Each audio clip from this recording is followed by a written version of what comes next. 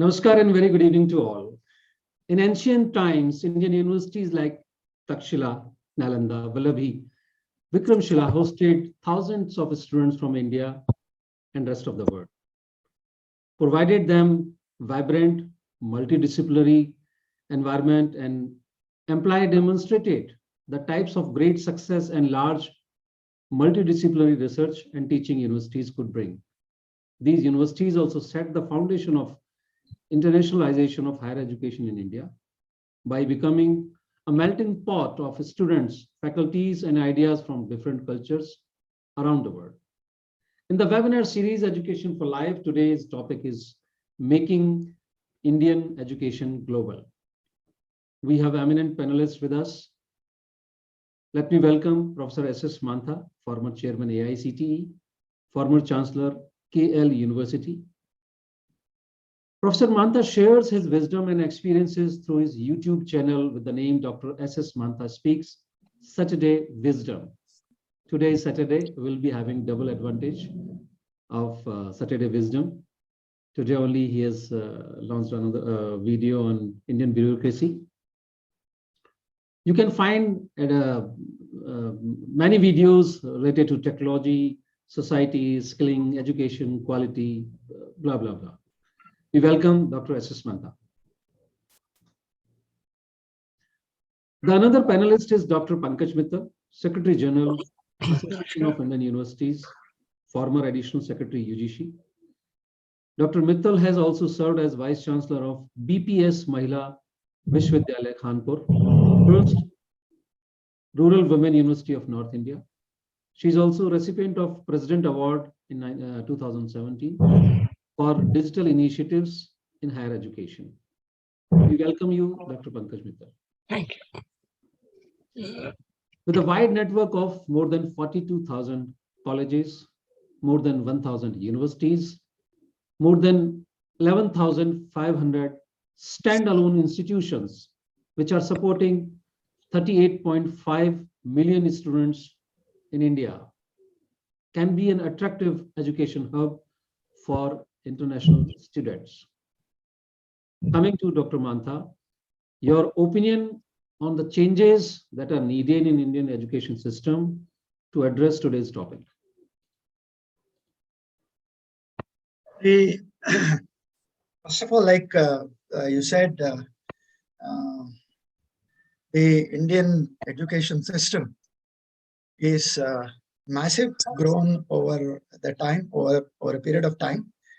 The ancient education was certainly one of the best in the world at that time. And most of it was probably due to the pedagogies they used within the education, delivery methodologies. And as there is something that I actually was reading through in the mathas of Shankaracharya. They still use a lot of pedagogies, which probably were prevalent at that time. A peek into that will tell you, the different methods that they were using at that time, and they are still being used in the mathas today to get across to people in terms of from the real to unreal, things like that, and the Shravana Vidhi, the Upadesha Vidhi, and things like that, Adhyaropa Apavada Vidhi. And there are several methods that they were used, and probably because of that, the ancient education was very, very known across the world. The mathematics that they had at that time, or the physics that they had at that time, probably must have been one of the best. Having said all that, the modern education system has several challenges. One of the challenges you already mentioned is about the numbers. We have today almost 1,057, the last count that I had for the number of universities in the country, and maybe about 40,000 institutions, which most of them are affiliated to those universities, about 350 universities are affiliating type and so on. Now, one of the problems here is many of our universities are very small. In fact, the numbers that we have that in some of the universities is as low as 300, 350 and so on. So therefore, they forget about the quality initiatives. They're not even viable. They're not even feasible to run, with the kind of quality expectations that we have. Now, as a comparison, if you look at the Western world and the universities that they have there, not less than 15,000, 20,000 are on the campus. Well, that's the first difference. The second difference is most of the universities across the world have all the disciplines on one single campus, in one single campus. For example, even our older universities, the Jadavpur University or Mumbai University or the Madras University, they all had all the departments on the campus.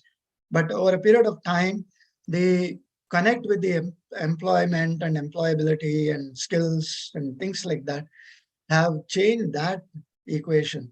And therefore, many of the courses became unviable and they eventually closed down, maybe because there were no students and there was no funding consequently. So they became more universities running a few disciplines. And if you look at the Western world, they have almost all the disciplines are still running on one single campus. And that allows them multidisciplinary research. It allows them interdisciplinary research. So these are some of the challenges which we probably need to sort out within our university systems. The policies that we have, the recent national education policy does talk about, multidisciplinary research and so on. But in order that to happen in the modern sense, a lot of collaboration must happen.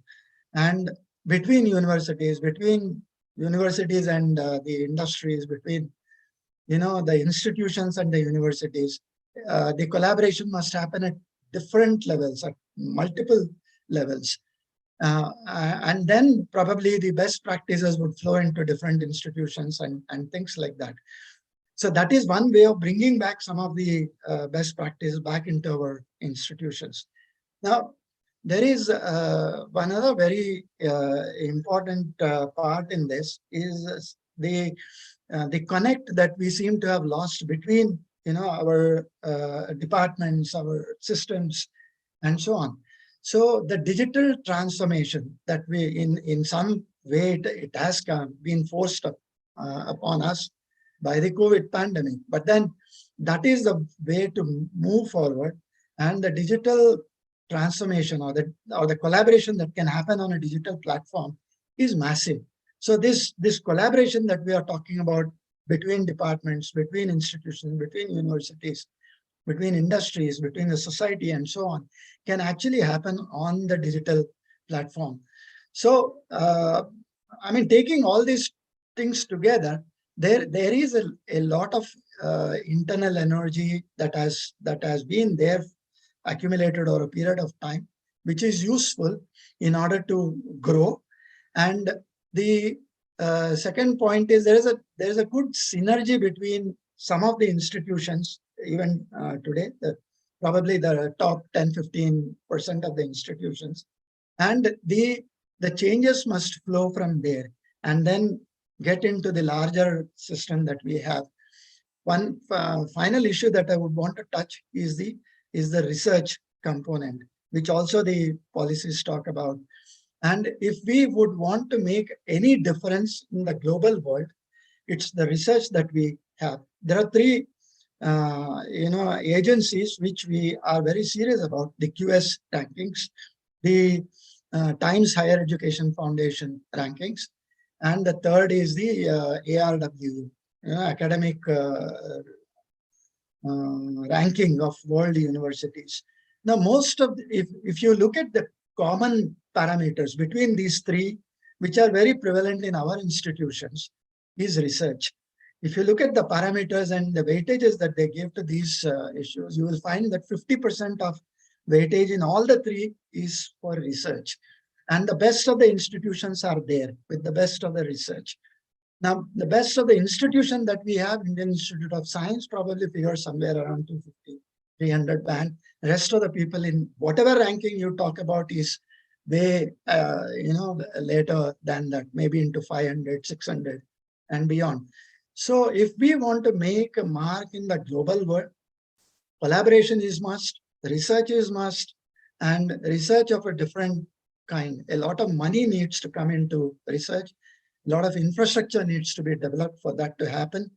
And then the research must connect the society, it must connect the industry, and so on. So therefore, there are many other ways of looking at research. Maybe over the next hour or so, I'll come out with maybe a little more on how the research paradigm can improve the systems in a global sense. Thank you.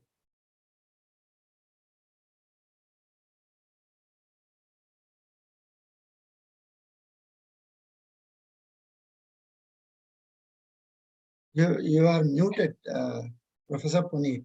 Okay. Yeah. Thank you, Dr. Mantha. Well explained the necessity of number of students and number of disciplines or courses which are needed in any university system or make it accepted as a global university. And the collaboration, necessity of collaboration between the universities as well as with the industry to evolve a system, for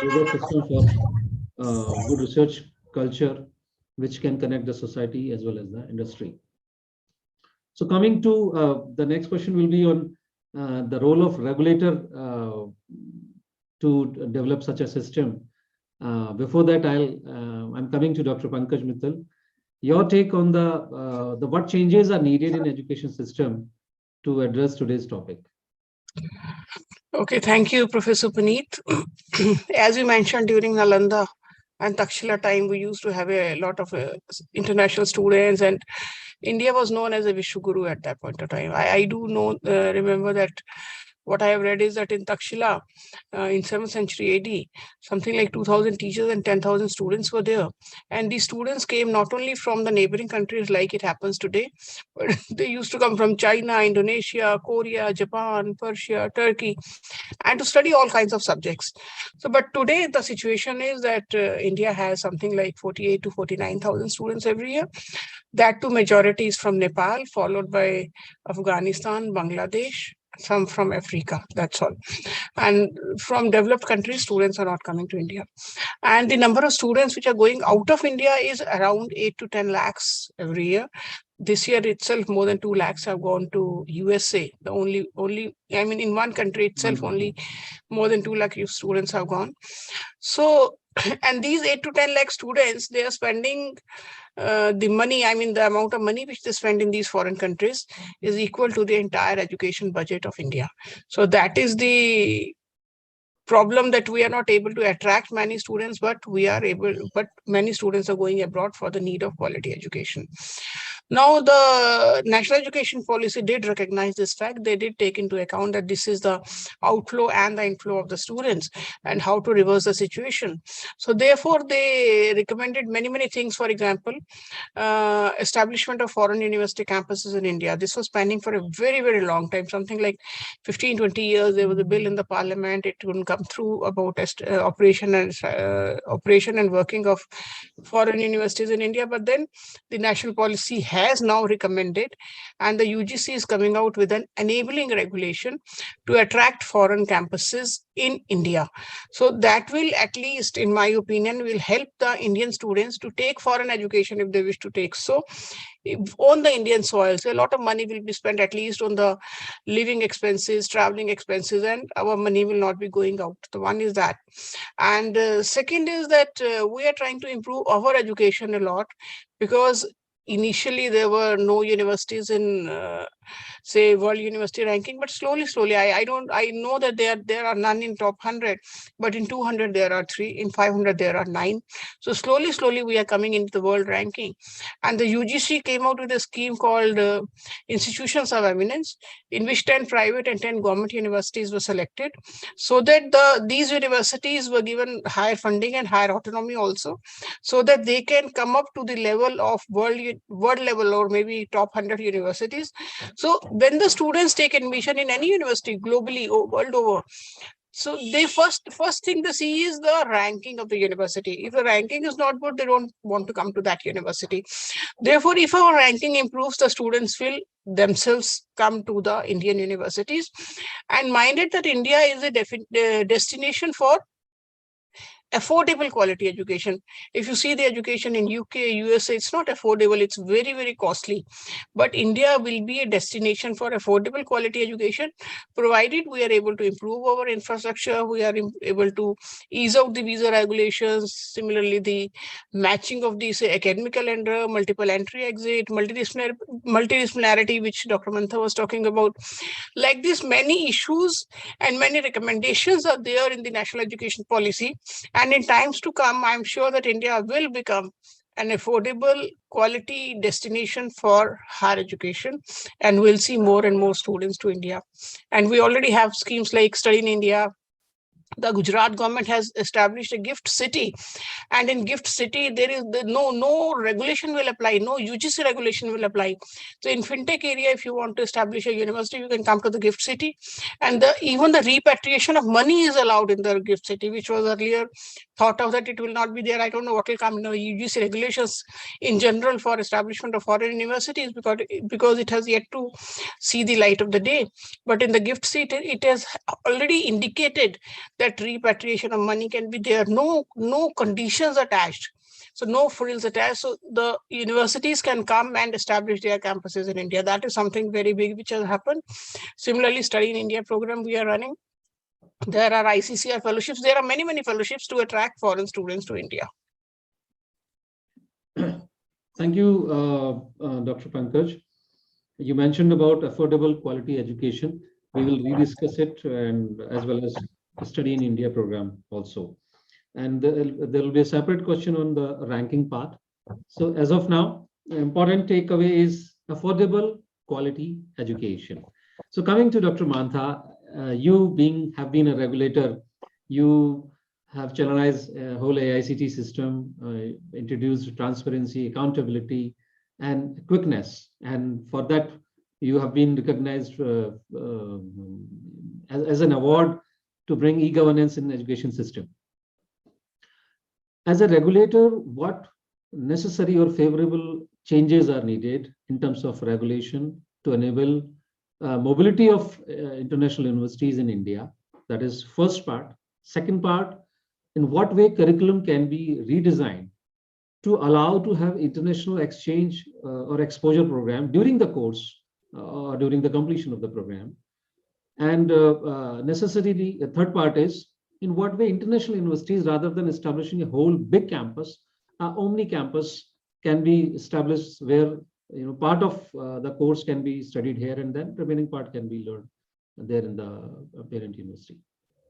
Over to Dr. Mantha. Yeah, thank you. First of all, I believe regulators today are much more enabling and much more facilitating than they were in the past. So to that extent, the regulatory systems have been changing to look at the changes that have been happening in the world outside. Now that necessarily, when we talk about this, we necessarily have to also look at the changes that are happening within the industry sector, and the changes in curriculum that you talked about has a very great bearing to that. First of all, like Dr. Pankaj said, there are a lot of enabling regulations being looked at in terms of setting in terms of inviting the foreign universities to set base in the country.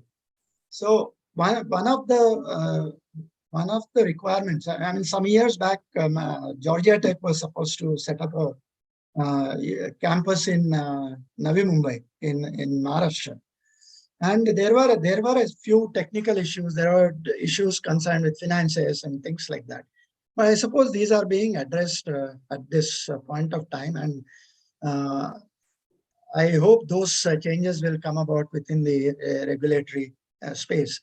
The whole purpose of a regulator, if there is a view that the education will be better off by inviting best practices and better teaching pedagogies and better university systems into the country, then that must be allowed, and therefore the enabling regulatory mechanism must be worked out by the regulator. And I believe the regulators are on that page as well. Now, as far as the curriculum is concerned, I said it necessarily has to connect to the industry today. There is nothing like a mechanical engineering job. There is nothing like an electrical engineering job in today's world. Everything is multidisciplinary, is spreads over every single technology that's available in the market today. And if you look at Industry 4.0, major technologies that are reshaping the entire industry working is cloud computing, is blockchain, is AI, ML, things like that. So therefore, somewhere the curriculum must really look at this aspect. And if there are certain restrictions on the curriculum, I mean, you cannot include everything in a curriculum. You can't make probably a mechanical engineering curriculum look like a computer science curriculum just because there are some jobs out there. The domain expertise must be preserved, and these add-ons and value additions must be built around the curriculum so that they mean much more in terms of employability and employment skills and so on. And it's not only that curriculum, the part of that curriculum which is important. I mean, micro-credentials is something that people are talking about today. The courses which have fractional credits, of half a credit, 1 credit, those kind of courses must be added on seamlessly within the curriculum so that the value addition from a student's perspective in terms of connecting with the industry happens. Now, why I'm referring to this is because without this, there won't be any collaboration possible with possibly a university in the West. If I look at a collaboration with Penn State or Georgia Tech or Rutgers, then I need to create some synergy between these two curriculums that they have and the curriculum that we have, and exchange the best practice, not only exchange the best practices, exchange the better faculty who can deal with these subjects and so on. So the purpose of a change in curriculum must look at the global practices, how the industry is changing, and connect the curriculum to the industry in terms of the building employability skills. Now, a lot of collaboration is already happening with some of the institutions, some of the universities, and so on. If you look at, again, the ranking, I mean, I go back to that because these are very important factors for collaborations to happen. If you look at that, the weightage they give to, the interdepartmental research, the multidisciplinary research is extremely high. And unless our institutions can participate meaningfully, I mean, there are good researchers, there is good amount of research happening here, but then somehow they do not connect to real world problems or society connected problems, industry connected problems, and so on. And that's a big difference between the Western world and our universities. So unless those kind of collaborations happen, it becomes difficult for them to come down here. But yes, it's probably they in the initial times they will not probably come up and set up a Penn State University in India, or probably a Rutgers in India. or a Georgia Tech in India or an MIT in India. But what might happen is they will probably look at setting up off-campus centers, and the joint programs and dual degrees, and these are all the regulatory within the regulatory domain, and they're already working on that, and those things are more or less workable today. So therefore, the twinning programs always existed.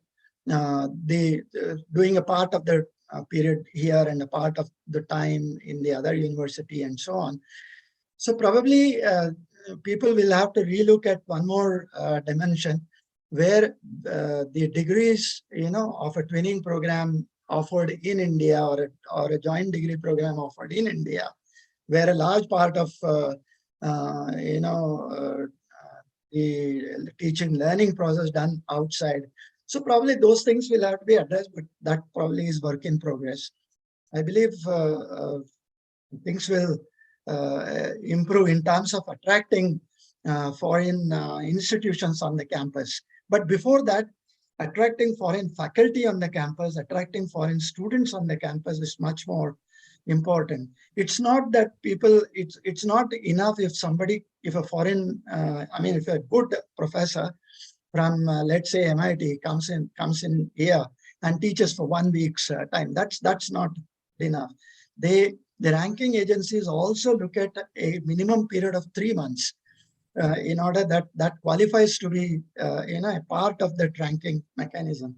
So therefore, it means that they have to take at least one course of in a semester of 3 months, 4 months, and so on, and stay on the Indian campus, in the Indian universities, and so on. Similarly, attracting students or faculty, they'll come to our institutions, our universities, if there is a value proposition for them.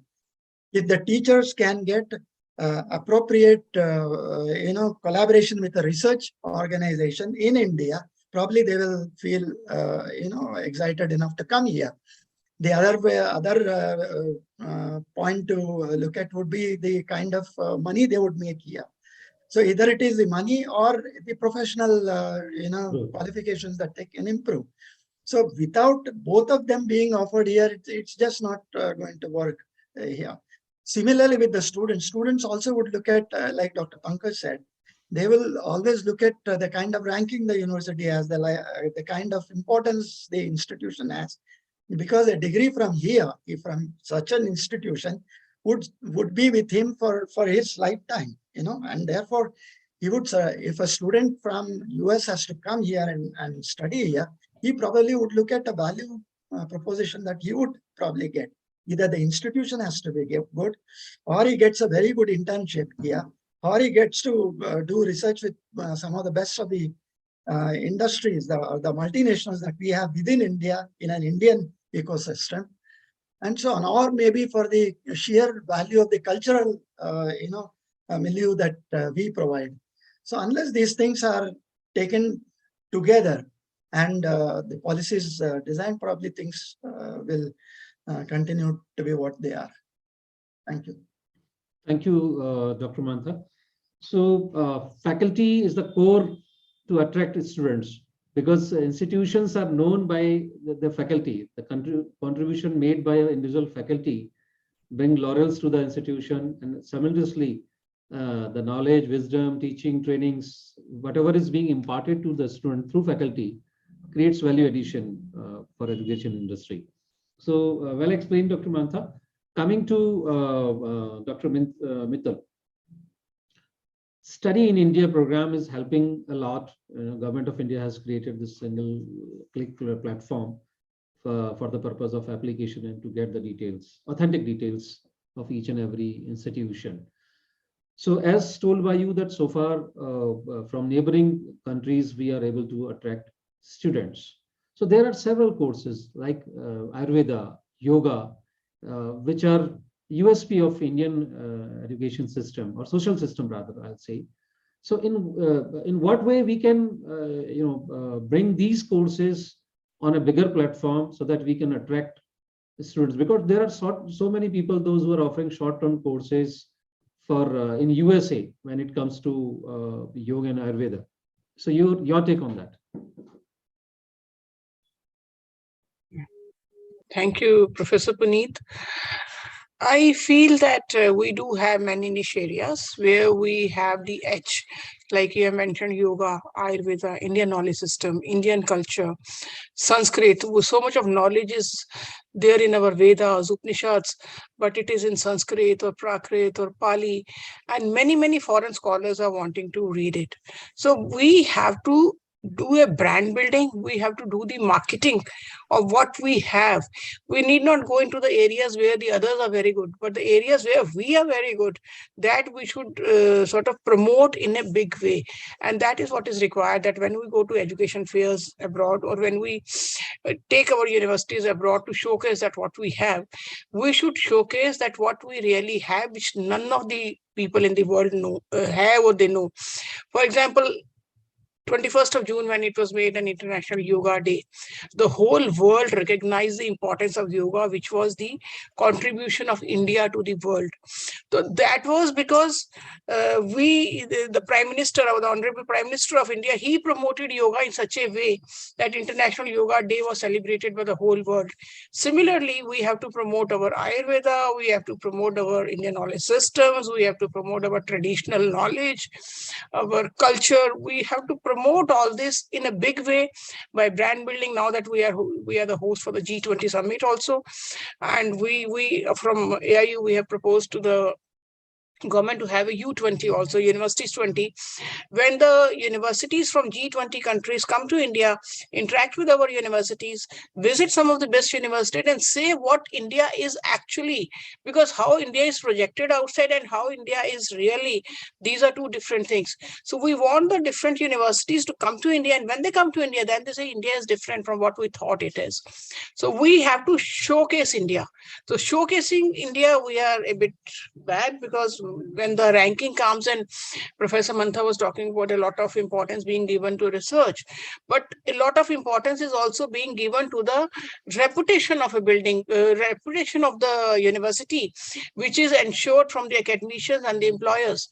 And when it comes to reputation, our universities again are back, because we don't do, many of the universities don't even have social media handles. They don't promote what they are doing.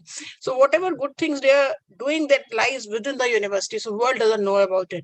So we have to promote it in a big way. Marketing, maybe it's a bad word, but it has to be done. Otherwise, no one will know that what we are, and our contributions and whatever are the best universities or best inside the universities, that no one will know. So that is very important. Professor Puneet, Sir. just to add on to what Dr. Pankaj said, if you look at, if you happen to see University of Munich in Germany, they have a section separate where all most of the Vedas and Vedangas and Upanishads and they have all been translated to German, and they are there now. What we must do is, in India, maybe translate them to local languages and look at, if they can do it in German, what prevents us from doing it in our local languages, making that knowledge available to people. So this is something that we need to really look at. He's right. Many of our the knowledge which is hidden in our Vedas, nobody knows, because they are not able to read those languages, and they're not able to decipher what is there. So we do need translations in different languages. Many are in many different languages. There's very few people in India now. The stories of Panchtantra are full of wisdom, but yes, unfortunately, that less text is available. So that should be made available right from schooling days, initial days of schooling. Yes. So such kind of cultural changes are required. So that, and even the curriculum has to be embedded with, say, Panchtantra stories you are talking about. So in the school level, Panchtantra stories should be there. Slowly they are going away, and all Western things are coming in. So we have to ensure that the culture, Indian culture is taught to our students, so that we are failing somehow. So therefore, a big Indian narrative, I mean, we need a grand Indian narrative, which our students should be knowing. If we ask any student, what are you proud of being an Indian? Most of them will have a contempt for being an Indian. And some, if they are proud of, they'll say maybe cricket or Bollywood. That's all. That's it. Because they don't know about their cultural heritage. They don't know what they should be proud of. We are not teaching them what they should be proud of. So it's very important that we teach our students that, yes, you are born in a great country and this is the rich cultural heritage we have. And this is what you should be proud of. Here, would like to share that perception is everything. Whatever we are doing in terms of good quality, it should be known to the rest of the world. And well said that Bollywood and cricket, only two things are happening in India. This is what people, rest of the world is thinking. Yes. That is not. And even our youngsters feel that way.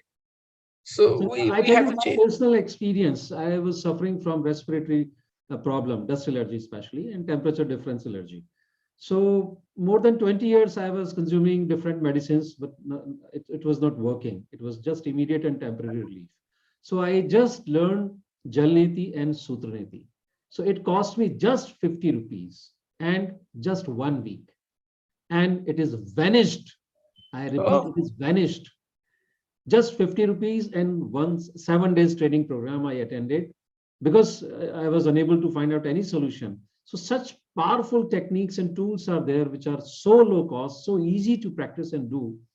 And so Indian medicine, the way we consume herbs in our through food, they are addressing to various ailments of our body. So I think that should be documented and that was seen when during COVID, whole world was taking Kada. Yes. So coming back to the point, so far Canada, USA, Australia, and UK, 4 destinations are popular destinations are there to attract international students. So adding India to the list. So I mentioned that the courses which can be initiated at international level, which are related to Indian knowledge system as well as medical sciences, especially Ayurveda and naturopathy. Right. So what other aspects are there in terms of improving the quality ranking, world university rankings? Those existing universities should initiate apart from research. So No, I mean, yeah, please. Yeah, I mean, apart from research, there are a whole lot of parameters. I mean, there is academic reputation, the kind of faculty you have, the employer reputation, how the employers look at a university, at an institution, the kind of faculty-student ratios that we have. Many institutions, it's very abysmal, very, very 1:30, 1:40 kind of ratios are there. Many vacancies are there, and so on. And as far as when we talk about faculty, it's actually the again, I mean, you said apart from research, but you can't separate out a faculty from research. So in terms of the citations, for faculty, those kind of things are very, very important. I mean, citations, international outlook, if you have 10 good faculty, then obviously the institutional citation index also goes high. So that is how the reputation is built. And the international outlook also comes from the kind of faculty that you really have in the institution, what kind of collaborations they have with the universities, institutions outside the outside the country, and so on. And there's one other factor that's very important, is which differentiates our institutions, our universities, is actually the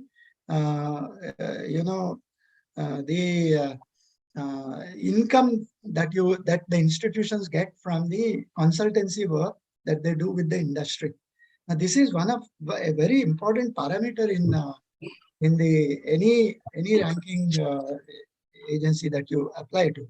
So it shows the connect between the institution and the industry, the value that they bring to the university, and the faculty of the institution or the university, the value that they take to the industry. So that will the amount of money that you generate through that consult is not testing. I'm not talking of testing. I'm talking of hardcore consultancy in solving the industry related problems, or improving processes, improving products, or creating new products, creating patents that can be substantiated later, and so on. So these are some of the things which will differentiate the institutions. Of course, the teaching learning pedagogies, they're all there. The kind of methodologies that you use to whether the problem-based studies, the project-based learning, and there are a lot of things which are happening today. So they differentiate the teaching learning process, but ultimately it's the faculty who would probably raise the reputation or bring it down of an institution or university. Thank you.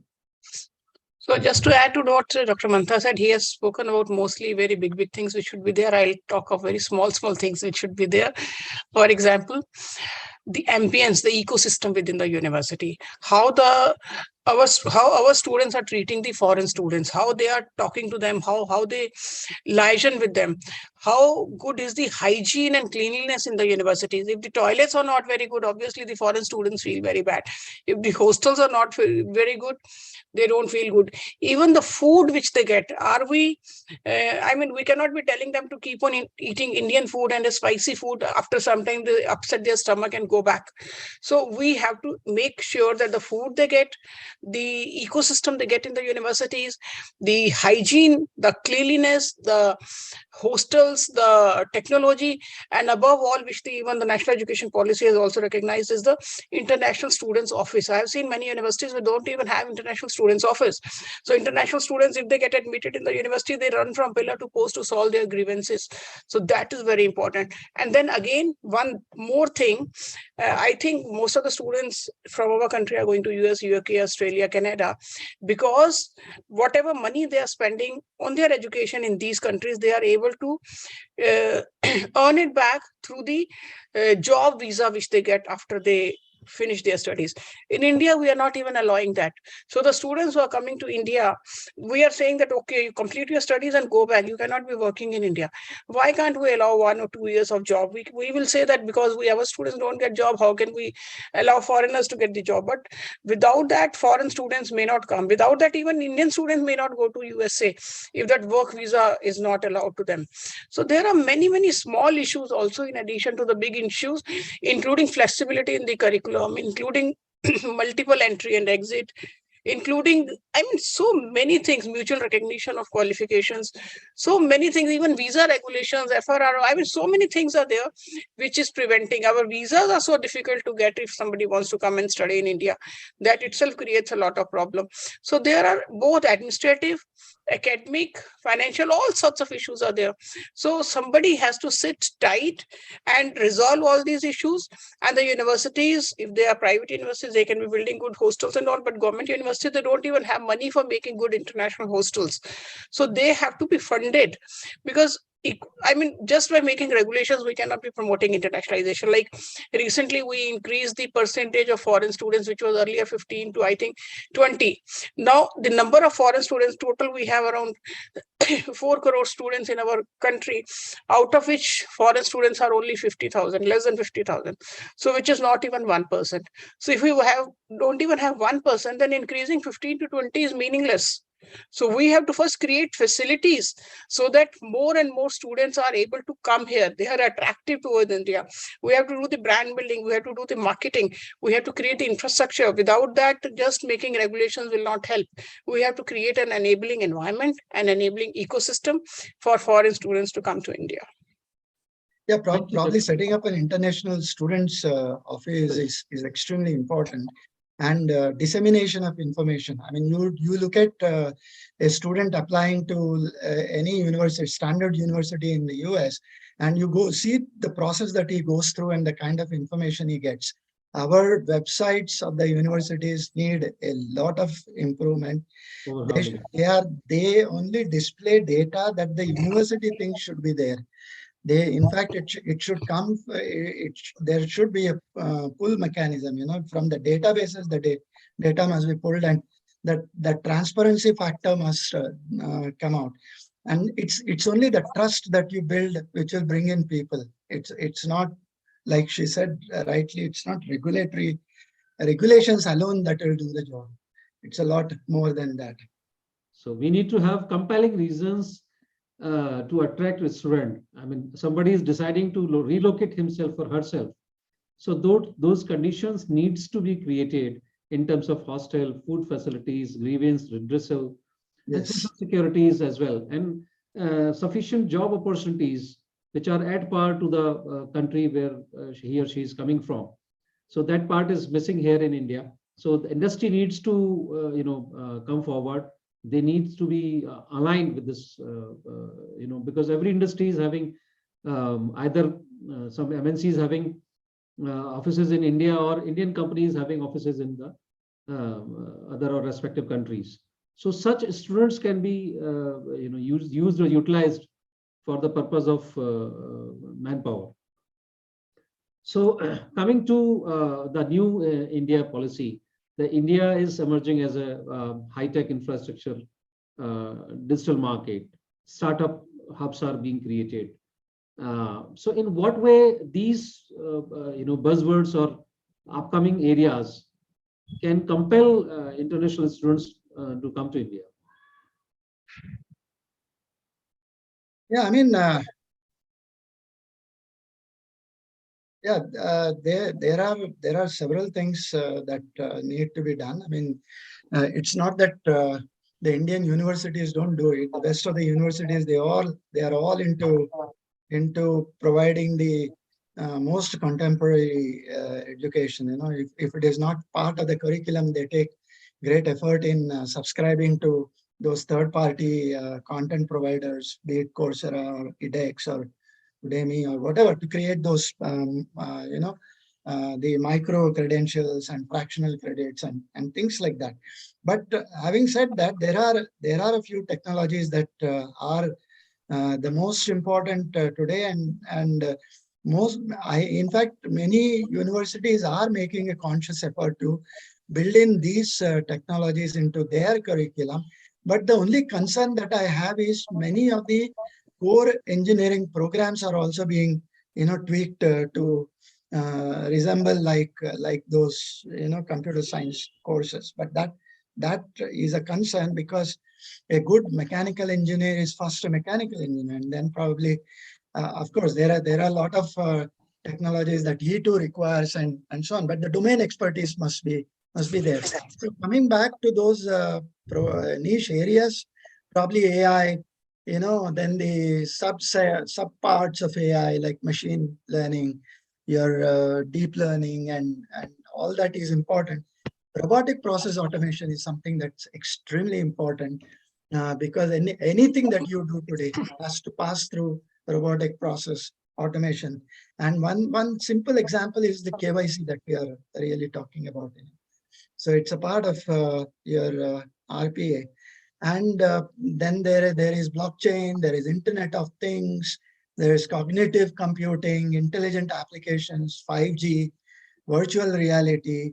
And these are all new niche technologies which are required. Obviously, they all cannot become a part of any curriculum in a regular sense. In a curriculum, you need some prerequisites, you need some core, you need some electives, things like that. So you can't possibly put all the new technologies into a curriculum and say that this is my thing. So the basics have to be built, the core has to be given the weightage. Prerequisites are extremely important. And while designing the electives in a completely choice-based credit system, you introduce these additional technologies that are defining the markets today. Now, some of these technologies that I've described are discipline agnostic. In some way, you need to really bring in data analytics, business analytics, even into a mechanical engineering program, into a civil engineering program. But the difficulty with many of the universities is that the faculty there are still not trained enough to appreciate, or not, they don't cross that line in appreciating that the technology is changing, and therefore their curriculum needs to align with the changing conditions. They still stick to the old, curriculum and things like that. Some of that can be worked on job, some of it can be taught in the class, but that difference has to be looked at. And then as audit courses or as value-added courses, these new niche areas must be factored into the curriculum over a period of time. And internships, yes, those internships will add value to these niche programs that we are talking about.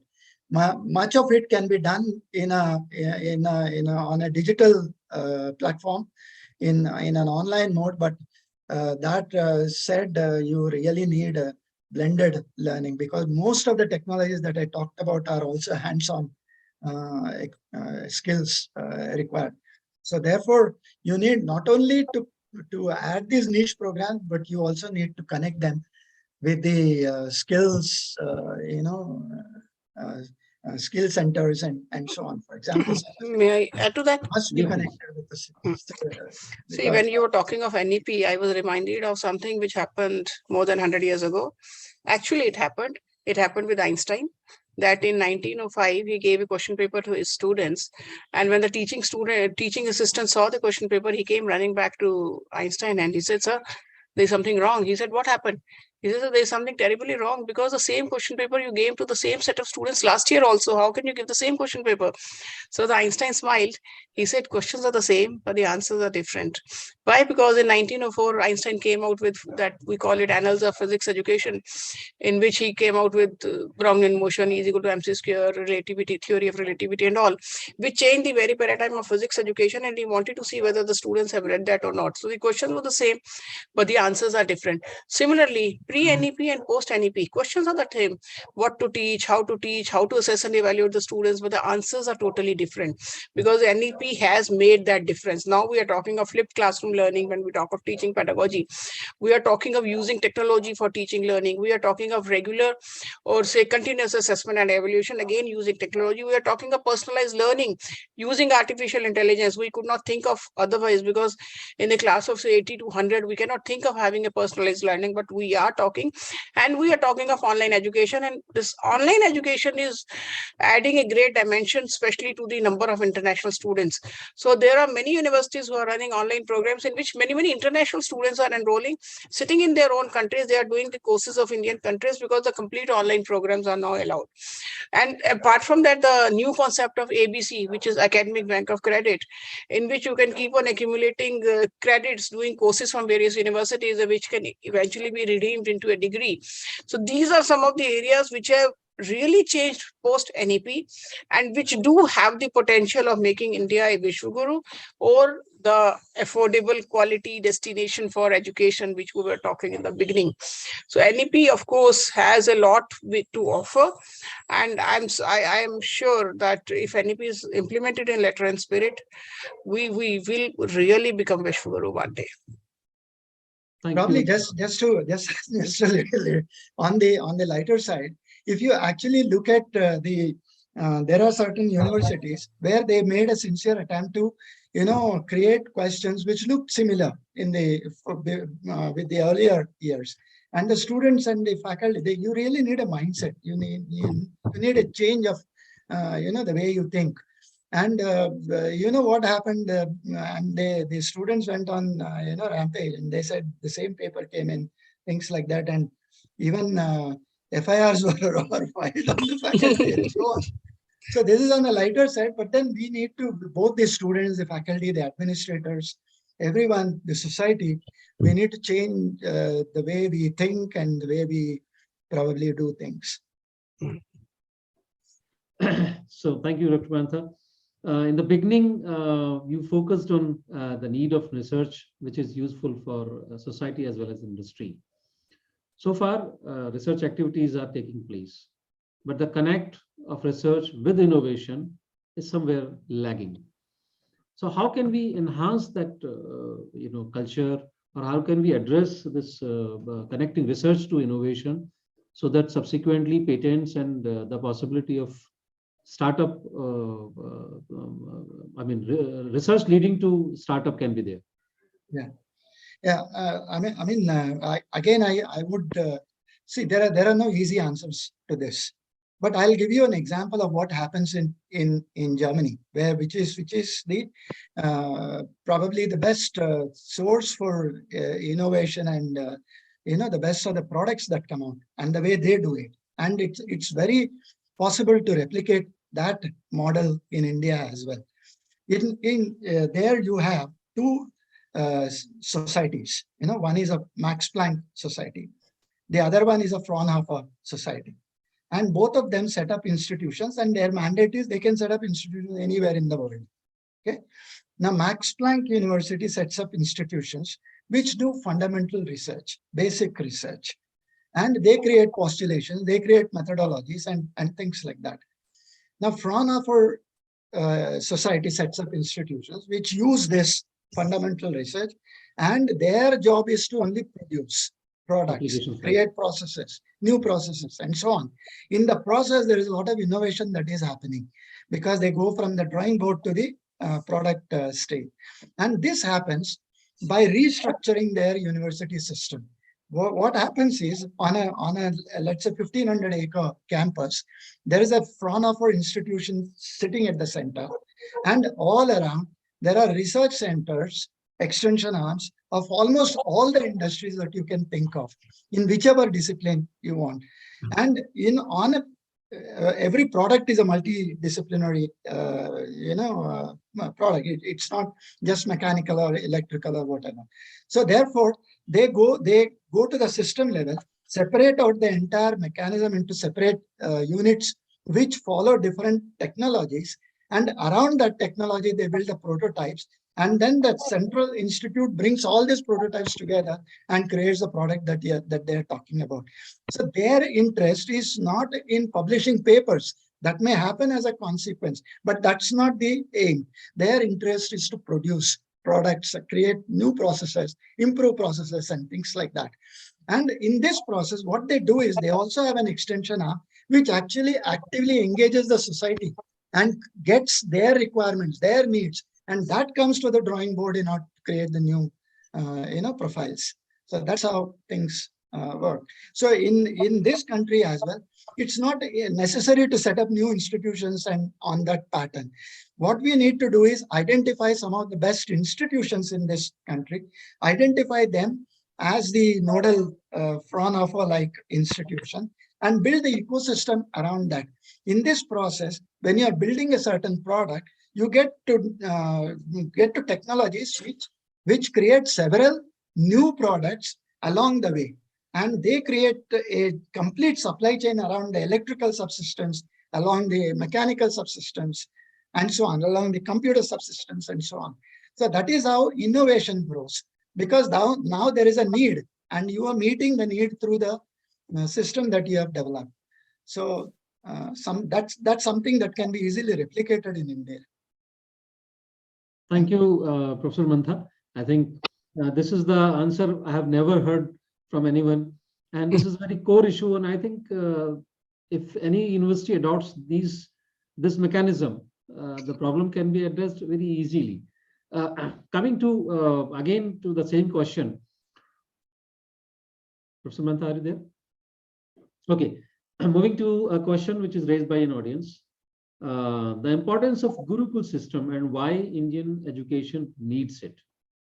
Dr. Pankaj.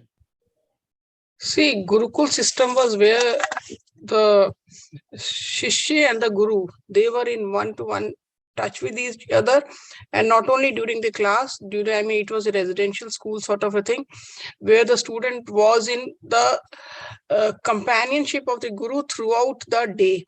And he used to learn not only by what Guru was teaching, but also what Guru was practicing.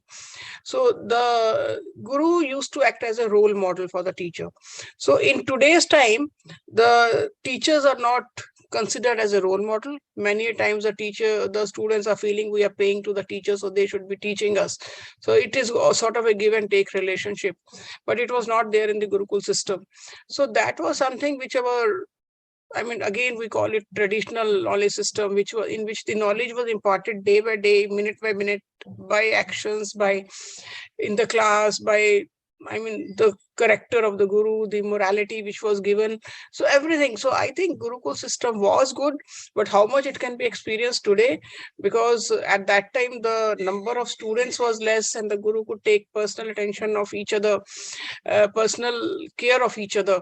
But now, because the number of students are so large, we don't have those many gurus who will be taking a personal care of each and every student. But nevertheless, some gurukuls can be open and we can be, and there are some already there.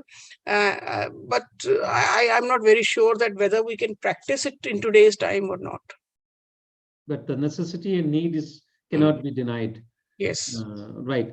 Moving back to the previous question, Dr. Mantha, many innovations take place in rural areas that we call it as jugaad, or unscientific way of finding a solution. In what way we can bring these jugaads or solutions in a methodological innovation and getting patents or making it a standard practice? Probably what we need to relook at what is happening in the education space vis-a-vis the connect it has with the society. So we should probably have a district level center, which connects with the universities, with the institutions and so on, and which actively engages anybody who has an idea and, talks to them, get their inputs and whatever they are doing, however small or however big they are. There are a lot of, like you said, there are a lot of jugaad kind of,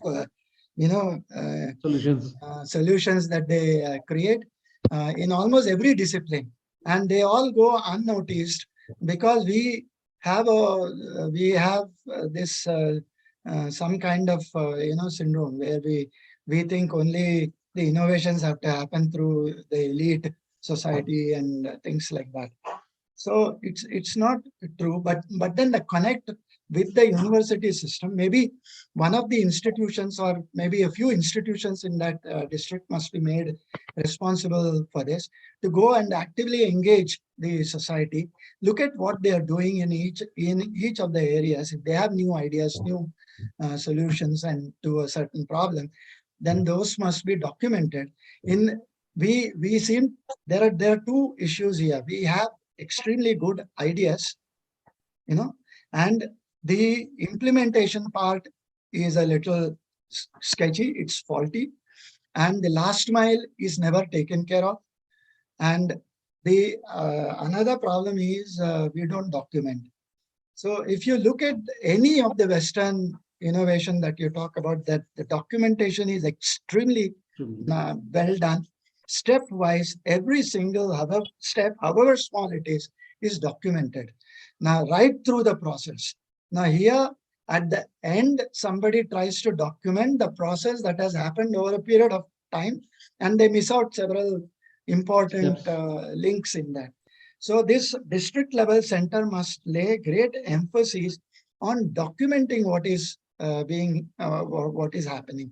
So that's the way to preserve the ideas, preserve the and bring out the innovative content within that idea. Not every idea may be worth exploring, but then that is where the University Connect will help from all the ideas that are coming in. So this exercise must happen on an active mode, So I mean that's what is required. Thank you, Dr. Mantha. In China, they introduced one policy, return to home project opportunities. So there is a question by Jaspreet Palkor. She has mentioned that how can we restore the faith of students who leave the country and wish to study abroad when we have the best teaching practices embedded in our system? Open to both the guests. Yeah. Maybe Dr. Pankaj will speak first. I'll wait later. See, many of our students are going abroad. So when they come back, see, for example, when this COVID happened. So during COVID, many students came in between. Means after completing 1 year or 2 years of their studies, they came back. But then counting of their credits in Indian universities and giving them admission in the 3rd year or 4th year was a Herculean task. Very few universities were agreeing to it. And they were saying, we don't recognize these credits. How can we get admission in 3rd year, especially in the professional programs? So if we really want to have our students back, we have to be very, very flexible. Because many times this happens that our education system is a bit rigid system. We are not very flexible. We are not able to give admission in, say, literal entry. We are not able to give to students who come from the foreign countries. So if we want our students back, we have to be flexible. For example, these Ukraine students who came back from these MBBS courses. Now they are finding it difficult. No universities are taking them in 3rd year or 4th year. Then the issue of fee is also there. The curriculum difference is also there. So we are not very much sort of friendly in terms of getting these students back and giving them admission in our own universities and letting them continue their studies. So we have to be flexible in that. We would like the way you are saying the China thing, we should be doing something like that in India too. Sir.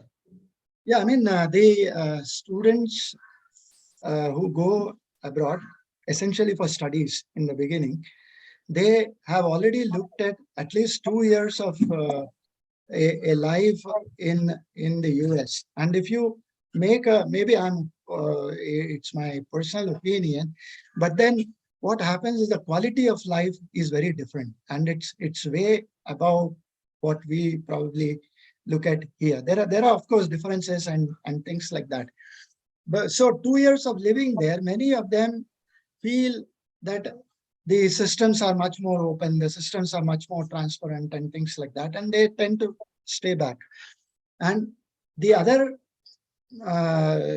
reason why they stay back is also the money that they get, and the ease of employment that they have. At least the educated and the qualified and the skilled class, they manage to get a reasonably good job in maybe 3 months' time, maximum of a 6 months time, after they complete their studies.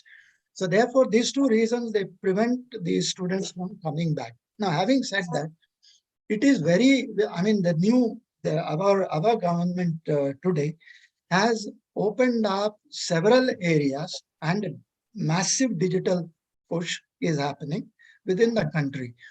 And a lot of digital transformation is happening within the universities, within the industries, and so on. Now, therefore, several projects are there which can be, logically sequenced and made available to students with a similar program as what China is doing, project at home kind of thing. But they, while doing that, they must assure a lot of, respect and, respect for the abilities and the skills that these people will get back, and also support them with adequate salary structures. So, but otherwise, there are ample opportunities in India. And you take any sector, you take healthcare, which is growing extremely fast. You take infrastructure, you take, any defense for that matter, agriculture. You have number of opportunities and number of projects that can be done with a digital, transformation in mind. So therefore, several projects are there. The Indian government is making a lot of effort in projecting them. What they should do is come out with a regulatory or with a system that will allow them to work on these projects at certain terms which are very well thought of. Yeah, well explained, Dr. Mantha. There is important issue like UAE, Singapore. They are upcoming hubs for international education. Yes. in what way government as well as private players in India, big business houses or big institution, old institutions, they can participate in these countries and establish their institutions there to attract international students? So the national education policy itself has indicated that the universities, Indian universities, can go abroad and set up their campuses. And there are many universities, for example, MET has, BITS has, many universities are having international campuses, and the students are studying in these campuses. So I feel that when the enabling regulations again are coming from UGC, that how to set up their campuses and what type of universities can go, because we cannot be saying that even a B or C grade university should go and set up their campuses abroad. So they should be highly rated by the NIAC. They should be good universities. They should be having good infrastructure, the type of programs which they should be offering in the foreign countries.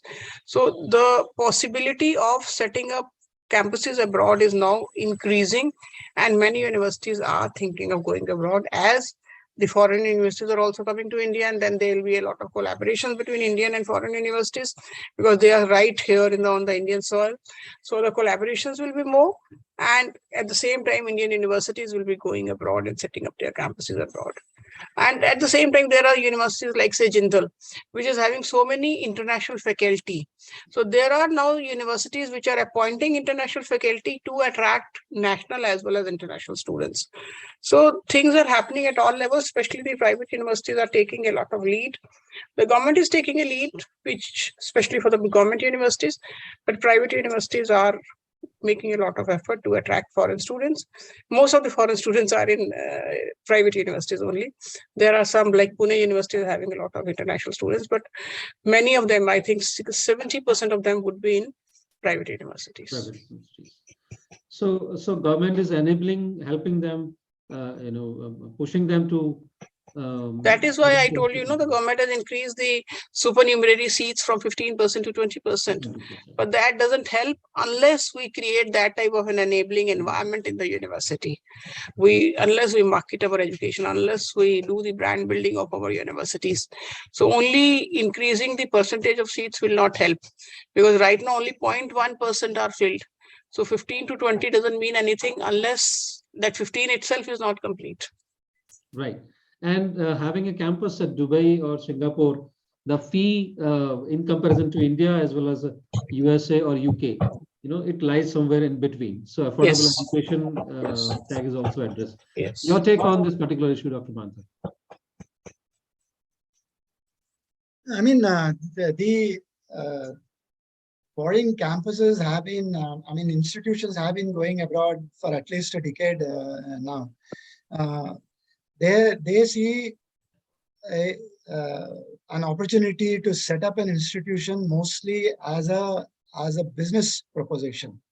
So and most of the students are probably PIOs, people who are residing there and who have been transferred, Indians have been transferred there, and so on. So we really need institutions which collaborate with, let's say an IIT collaborates with, let's say Georgia Tech, and sets up a campus in Dubai. Now, those kind of things must happen, and they should really look at imparting education that's of an equal standard as it is, as it is given in the other university, the foreign university. So unless they change the, it cannot, you probably cannot attract students in a foreign land by imparting education the way you do in this country. So therefore, you need to change a lot of the curriculum, the way you teach, the pedagogies that you use, and the faculty that you bring to those institutions, and so on. So they must have an international exposure. They must have their research citation index very, very high, because students check even that. A lot of information is available in the public domain, and they check that. They are not satisfied with saying that the institution is 100 or 150 or whatever. They actually go to the faculty listing and find out about all the details of the faculty, what kind of research he does, what kind of connect he has, because every student looks at the employability factor subsequent to it. What kind of recommendation letters can this fellow give, and how useful it will be to me for furthering my career, whether in industry or again in a different institution. So it's very necessary to, it's not very simple to set up an institution in a foreign land by following the same thing as you do here. You need to change the entire paradigm if you really want to go there. And attracting students of caliber in a foreign land is not very simple. You need to create that value proposition for him or her, and that is how things happen. There are certain institutions in the private sector who are doing it today, and probably some case studies will need to be done with them in order to understand how they do it. Thank you, Dr. Mantha. This is almost 6:20. I think we have covered all aspects, probable aspects of this topic, today's topic. In a case if any point is missed out, you are at liberty, both the guests are at liberty to address that particular issue. I think you covered most of the things. And it was wonderful session, and वक्त पता ही नहीं चला कब निकल गया. It's a massive subject, and there are a lot of things to really talk about. And it's been a pleasure talking to you and Dr. Pankaj and Anandru. Thank you. Thank you, Dr. S Mantha, for being with us and sharing such important points and words of wisdom. Similarly, Dr. Pankaj Mittal, for the finest nuances you addressed, the basic issues, the core issues. I think we have attempted to cover all the aspects which are related to the topic. And it was a wonderful session, interacting both the eminent panelists. And thank you, Professor Puneet, for excellent moderation. Thank you. And Professor Mantha for being such a good speaker. Thank you. With the request that soon we'll be having one more session on research, especially research innovation and in Indian context. So I'm sure the same cooperation will be extended by both the eminent panelists. Thank you. Thank you. Okay. Thank you. And thank you all the audiences. You can download your e-certificates after filling the feedback form. This is all for today. Next month, we'll come again with a new topic. Till then, namaskar and goodbye. Thank you. Bye.